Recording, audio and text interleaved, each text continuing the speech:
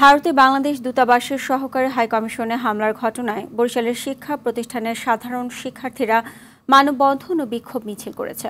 দুপুর 12টায় নিজ নিজ প্রতিষ্ঠান থেকে মিছিল নিয়ে বরিশাল নগরীর সদর রোডের টাউন হল চত্বরে জড়ো হয় শিক্ষার্থীরা। পরে মিছিল নিয়ে শহরের বিভিন্ন রাস্তা ঘুরে টাউন হলের সামনে সমাবেশ করে তারা। বক্তারা বলেন, উপমহাদেশে একমাত্র বাংলাদেশ অসাম্প্রদায়িক চেতনায় বিশ্বাসী, তাই বাংলাদেশকে নিয়ে কোনো ষড়যন্ত্র করতে দেয়া হবে না। ভারত বাংলাদেশকে বন্ধু বললেও ক্ষতি করার জন্য তারা একত্রিত হয়েছে।